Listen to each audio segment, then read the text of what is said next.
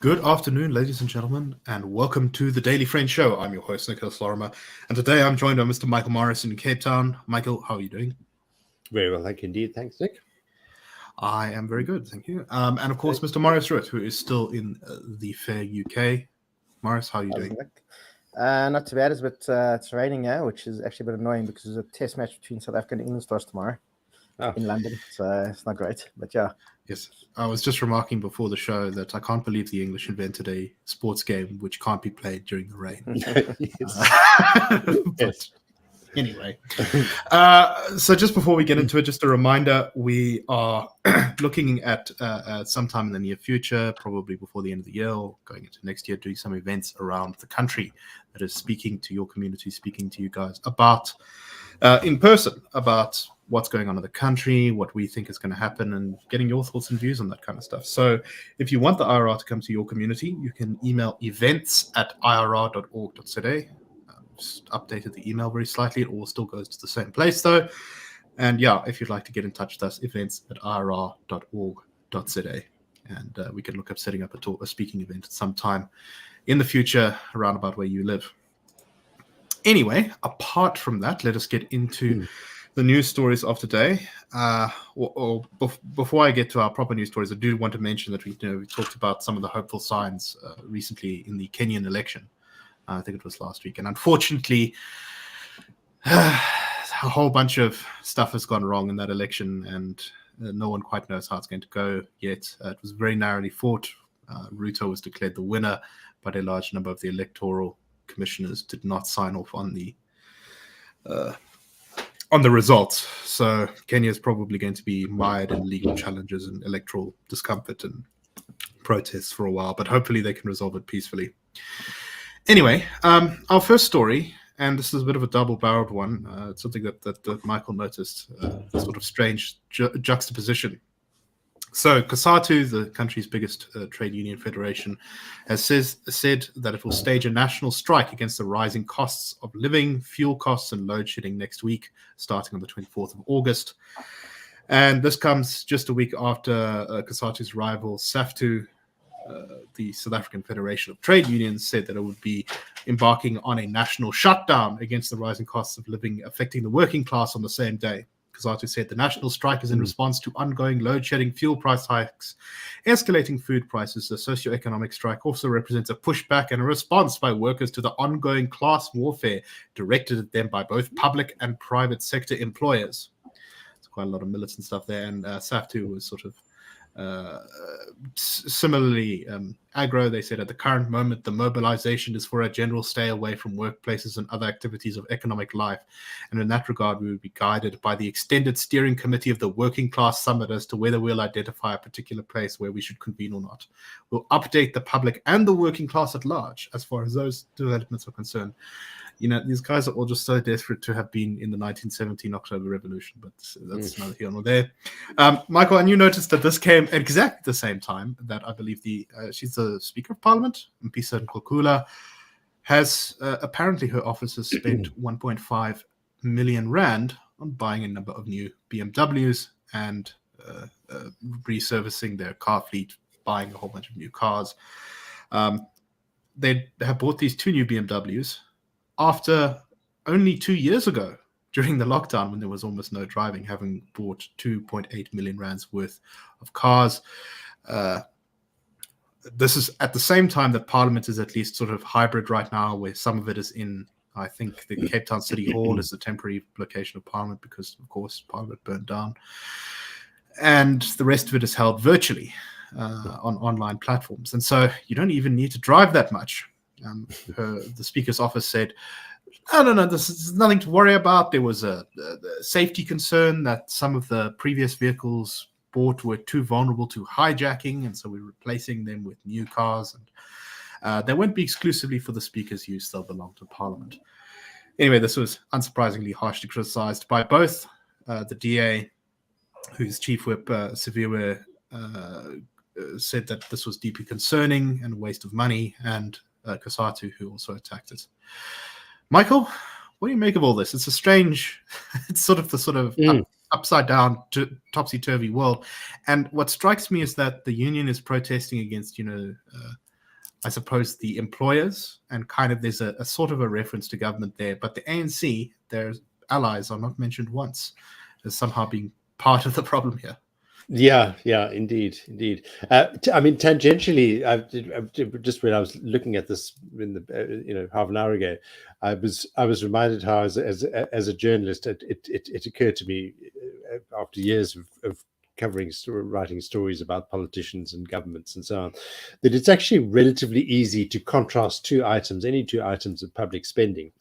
And contrive to produce a sort of damning moral judgment. You can say, here's a government that's willing to spend X amount on a fancy new submarine, but a paltry Y on juvenile malnutrition. So there always is that risk of finding these contrasts, which far too easily, make a cheap moral point.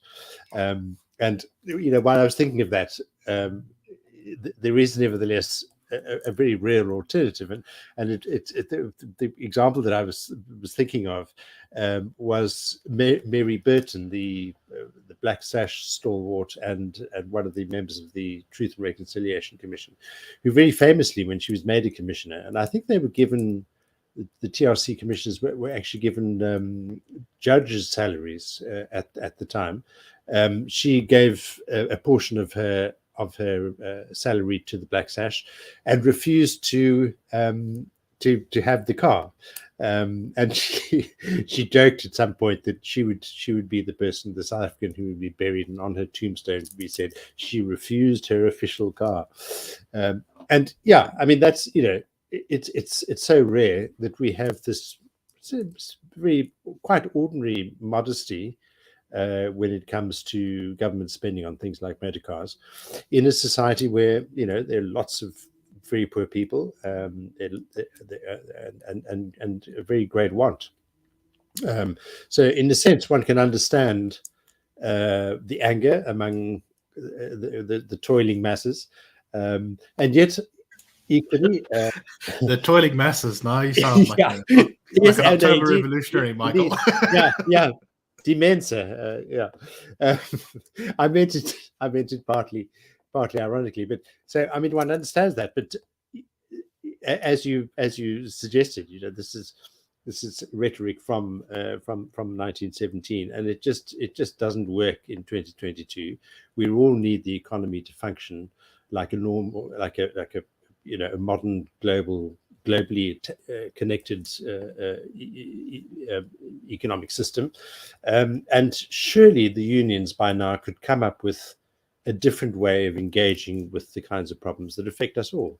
And they would benefit themselves enormously if they, in fact, adopted a much more modern and dynamic sort of approach to the kinds of problems that are affecting their members. And of course, the much greater sum of people who just don't have jobs and don't have a chance to be union members, which is really the point. No, exactly. I'm always a little bit in two minds about stories of government spending huge amount of money on some senior figure, because it's always a little bit gross, right? Because in a democracy, these are supposed to be sort of servants of the people. But at the same time, people do get a little bit caught up on how much this actually costs. This is obviously, to my mind, a complete sort of overspending of money. And yet, in the grand scheme of things, this is a relatively small amount of wasteful expenditure. The real waste is spent on middle managers and kind of sort of lower middle class white collar jobs in government. That's like where most of the sort of public sector wage bill is, and it's the same for a lot of things. It's not actually MPs who are raking in all the benefits. It tends to be ministers and their entourages and all of the officials that kind of run around Parliament. So I do think people can get a bit too caught up in this, but it is symbolically just such a terrible look. It's just so the optics, exactly. And it speaks to the fact that there's just no honor. In our political class, at least in the ANC.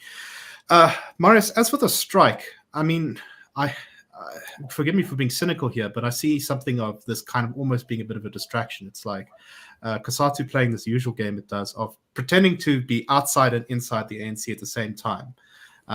It's marching against essentially the economic conditions, while at the same time not criticizing directly the governing party which has enabled said economic conditions. What do you make of all this, Marius? Well, because COSATU is not even. I mean, as you say, they pretend to be in the ANC and outside the ANC, but the ANC itself pretends to be outside the ANC. Yes, it's amazing to me how often ANC politicians give a speech where it sounds like they're in opposition. Fakile and Baluna does this all the time. Yeah. He talks about, let me tell you about all the problems in Prasa. And you say, well, shouldn't you do something about that? They'll announce there's going to be a march to Lutuli House against the gender-based violence or something, which is all great, but it'll be the ANC is in power. You guys, and it'll be a march of the ANC, whatever, Soweto North Branch against GBV against the ANC. Is like, well, you guys, I mean, you are in power. So, but just on the issue of the buying cars by Mapisa Kula, it's very much a a dog bites man story in South Africa. It doesn't really, people, it's pretty much something that happens, all the time. There's, lots of money spent on something we don't really need. But I think but as you say, I think it's like a reflection on the political class in South Africa and it's the optics. I mean, and after almost every local government election, you'll read about a new mayor being elected wherever, and they've decided they're going to actually cut the budget to providing electricity to indigent households, and they've decided the mayor needs a brand new Land Rover or something like that. And I think it's there's probably two things there. Maybe it's also the ANC kind of sees us as being the last days of Rome. They got to kind of get the going while the going is good, because they're on the cusp of losing power in 2024. So perhaps we they see this is the last opportunity to kind of get all the perks and the baubles from being in power. But we might see often what happens with political parties. I never happened with the ANC, that when they are in real crisis where they could lose an election or whatever, they do kind of come to the party and wake up. We've seen it around the world that it happens. I mean, I've spoken about it before, I think, on the show. Congress Party in India, even the National Party in this country to a degree, when things were really getting bad, late 80s, that reform was the only possibility, really. So maybe we'll sort of see something with the ANC. But yeah, I mean, and this strike it's a distraction, I think, and nothing's really going to change. And I think it's also just really a marketing tool for COSATU and SAFTU. Right. We've seen union memberships been declining in South Africa rapidly in the last 15 to 20 years. And most COSATU members, I believe, are public sector workers, actually. Yes. So I think that's exactly the part of the story that's probably the main motivator for these two union groups. Is the moment SAFTU announced their national shutdown, COSATU didn't want to be out-unioned and needed to get on that bandwagon. Michael, any final thoughts before we move on? I agree completely with Marius. Interesting thought there that, that one shouldn't entirely discount the possibility of some positive change coming out of the crisis that we're living through at the moment. But it is, it's distressing, really, that the signs are rather bleak and not much optimism about that occurring, which is a great shame, because this country has so much to gain from an entirely different approach. It's not rocket science. Very elementary things can be done to make a big difference. The lives of people, real people, are affected by every day of bad policy and waste and so on. So yeah, it's a great shame, but there it is. Indeed. All right, let's move on to our next topic. And this is from the ANC's Limpopo branch, who insist they want the ANC to discuss the issue of tribalism at their 55th electoral conference, which will be hosted in December, where they're going to be re-electing or getting rid of someone. Of course, they're probably re-electing, but remains to be seen. And this comes after significant disruption within particularly the Limpopo ANC, but it's been seen in other provinces around the country where meetings were disrupted, where there was violence between ANC members, apparently fighting over the issue of whether Pedi, Tsonga, or Venda-speaking members should lead.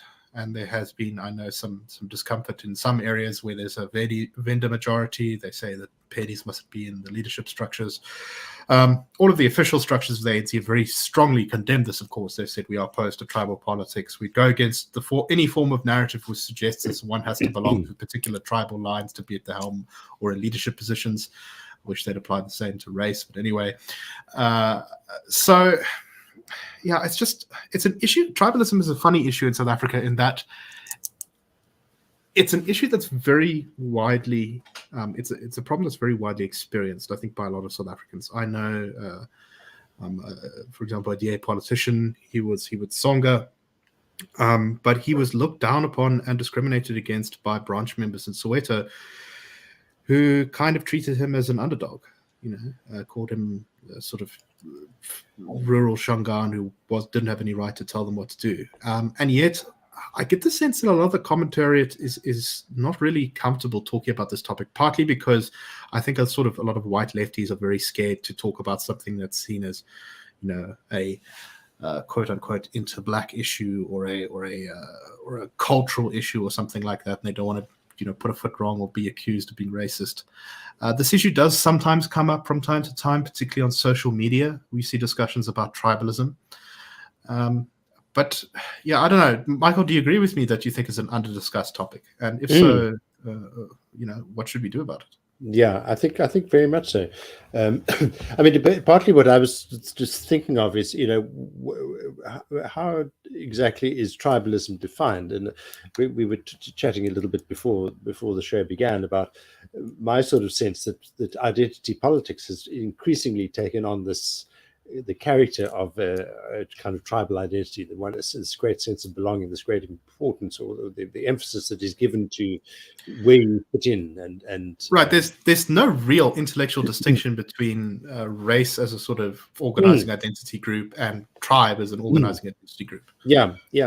And so often, I suppose it's assumed that tribalism refers to societies that have just most recently emerged from a pastoral history, maybe. So that in South Africa, when you use the term tribalism, it might be assumed that what you're really talking about is black people. So that in itself is already, it don't go there kind of topic, whereas it actually should be.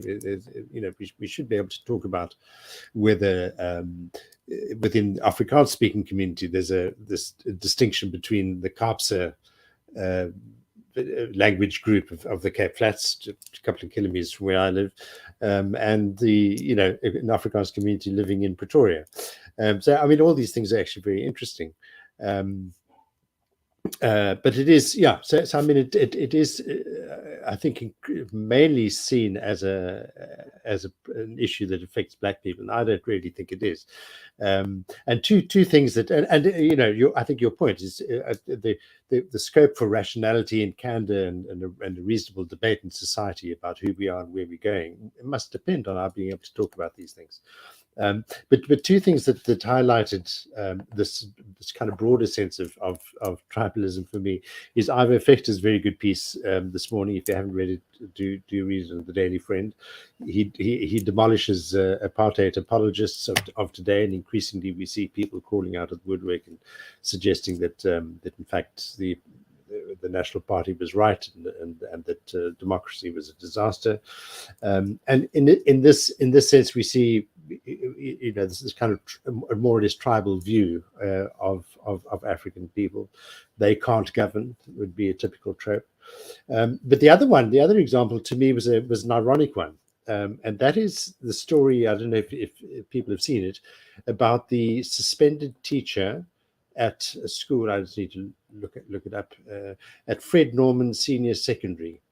Now, this is a story about a teacher who made very rude remarks about colored people and about a colored pupil, and is berating. There's a video going around of this teacher berating a granny of a pupil.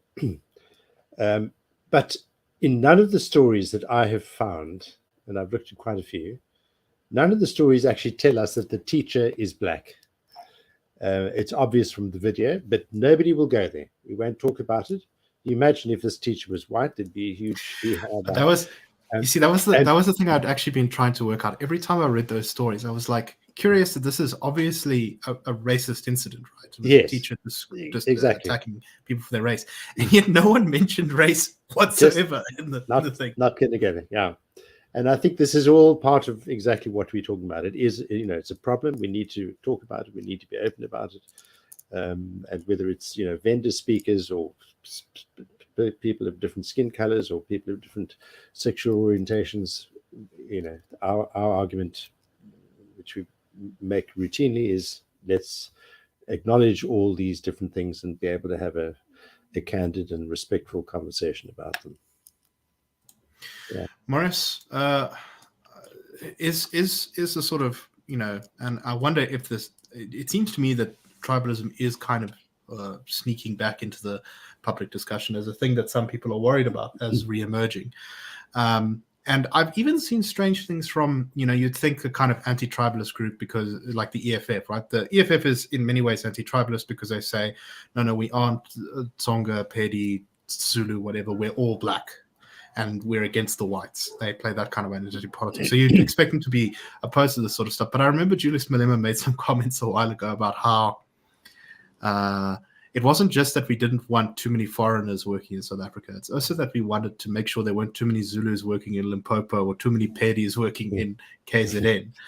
And I get the feeling that as the ANC falls apart, the potential for kind of tribal politics to reemerge could be something quite serious, and something we should probably keep an eye on. What do you make of it? Yeah, I agree. I mean, for all the ANC's faults, it has, I think, been fairly good at keeping the kind of tribalist, the genie in the bottle. In post, well, with one exception, and that's Jacob Zuma's election in. Yeah, so I was going to get that. Yeah, so in post-apartheid South Africa, the only party that's been really and explicitly kind of tribal party, if you want to call it that, is the IFP, and they have in a way also tried to cross over. They've never said we are only for Zulus. They've obviously been had a Zulu base, and they've had supports. They had prominent whites and Indians in their leadership positions, especially in Natal. Especially like early 90s, a lot of there were quite a few even you'd call them white liberals involved in the IFP. During the 90s, the IFP also, I think Buthelezi always used to give speeches not just in Zulu but in Sotho specifically to counter that accusation against him. So, but yeah, as you say, then what happened with obviously Jacob Zuma's election to the leadership of the ANC, then, we saw those kind of T-shirts, 100% Zulu boy and whatever you. And that's when really the ANC outside of the Western Cape, the KwaZulu-Natal was always the ANC's weakest province. It was the only province in 1994 that the ANC, apart from the West Cape, that the ANC didn't win. It had to go into coalition with the IFP at the time. But it managed to, I think, then it started governing outright, I think, in 2004 in KwaZulu-Natal. But anyway, that's beside the point of this. But yeah, then as Jacob Zuma came to power, we could see there was an upswell of support for the ANC in KwaZulu-Natal. But we've already seen in 2014, the ANC got nearly 2/3 of the votes in KwaZulu-Natal. In the 2019 elections, dropped to 54%. So, and I think that is obviously because the ANC had gotten rid of Jacob Zuma. And let's not forget that for the first time in, I'm not too sure, but definitely in the first time post-apartheid South Africa, there were no Zulus in the ANC's top 6. So even though Senzo Mchunu had just lost out to Ace Magashule, but there was no one Zulu in the ANC top 6. And there's also been some analysis of why Cyril Ramaphosa doesn't really have a ready-made constituency within the ANCs because he's a vendor. So, and vendors are obviously a very small minority in South Africa. There's only about 2 million vendor-speaking people in South Africa. So he hasn't really kind of got this ready-made constituency. He's like, it's more of a loose coalition of whatever, like the anti-RET people with a constitutionalists, but also not really. So yeah, but I think as the ANC continues to fracture, we're definitely going to see more of this kind of thing raise its head. We're seeing kind of tribalist parties emerge and fall apart. I think the UCDP in Northwest, they emerged out of Lucas Mongope's old party. They were actually the official opposition in Northwest for a while. They're the second biggest party and had about 3 or 4 seats in parliament. But I'm not too sure the background was there. But they were obviously appealing to Tswana people in Northwest and so on. And yeah, I think we're definitely going to see this kind of thing. As the ANC continues to fragment, we're definitely going to see the rise of these kinds of parties. And just on Michael's point about tribalism being seen as a black thing, I think he's 100% right. I mean, tribalism during there's tribalism amongst white South Africans between Afrikaners and English speakers and Portuguese and Greeks or whatever. In the UK where I'm now, there's tribalism between people from the north and people from the south, or from Welsh people versus, Scots or whatever the case is. So it's definitely not just an African phenomenon, but it's no, exactly. that's the name exactly. that it gets. And I think it's also worth remembering the bottom line here is that when you kind of encourage identity politics of any kind, it's very easy for it to spread in directions you don't exactly like. So I think a wholesale abandonment of pure identity politics is very much on the car. Is very much what's needed for South Africa, whether that be race, tribe, religion, whatever. I think there is a place for identity politics when it is a group that has been discriminated against. So, for example, if say South Africa had anti-Indian legislation, and so kind of apartheid, but just for Indian people, and a group and a party merged, there was, we are for Indians and for Indian rights and so on, that kind of thing. But you'd imagine that once Indian people get all their rights and so on, then there would be no need for that kind of party. But that obviously doesn't happen. And we do see emergence of identity party politics around the world, and it's definitely not just a South African or African phenomenon. No, definitely. All right, we don't have a huge amount of time left, but let's very quickly move on to this last story. This is kind of, I think, a story that's symbolic of how a lot of people struggle with issues around property rights and economic problems. So the story is, I think, from the Sowetan. A guy called Benedict September was a truck driver, lost his job because of the lockdown, and was unable to pay rent for something like 2 years. And now the Johannesburg property company wants to evict him. Or the Johannesburg housing company, wants to evict him, Joshco. However, he claims that in the lease that was signed, that the flat he was rented is actually, the lease agreement said that after 4 years it would pass into his ownership. Essentially, it was a rent-to-buy scheme. Joshco has countered by saying that no, this is never the case. They never sign lease agreements like this. Anyway, the thing is going to court, and presumably it'll be adjudicated there on the facts. It seems a bit strange to me that no one can seem to agree what's in the lease agreement. So that's kind of an odd aspect to this. But what are the demands of the people? And it's not just this guy. It's a lot of people in his complex there are all demanding that basically the flat they're living in be given to them. And I think there's a whole bunch of issues we can untangle here. But the main one here is that what is the main demand of the protesters? They want title deeds. And this is the part of the property rights conversation that is ignored by so many. Marius, your thoughts? Yeah, that's exactly it. We've seen, the issue of title deeds is a problem in South Africa. And when we talk about land reform, it's not, we should forget about things like expropriation without compensation. It's about giving people title deeds, especially in old homelands where people live on, very precarious situations. And again, going back to Daily Friend, there's an article this weekend by, I think it was Mike Coleman, just how the problem of not having title deeds in the Transkei has seen lack of development. People don't want to put money and develop the area, and which has resulted in, all kinds of knock-on effects. It's much poorer than it could be in South Africa. And I think this is exactly it. And it's also obviously not just a rural phenomenon. It's a problem in urban areas too. And, I think, and there's been so much work done on this by development economics. I think Hernando de Soto is a guy who spoke about dead capital. As soon as you start giving people title deeds, it unlocks so much wealth and capital, and it just puts people on a different trajectory for their lives, and that's something we need to look at. And it's not a hard thing to do. It's not we wouldn't have to make a major change in the way the country's run, but that's definitely something we need to focus on. Michael, final thoughts before we close up? Yeah, I think that's absolutely right.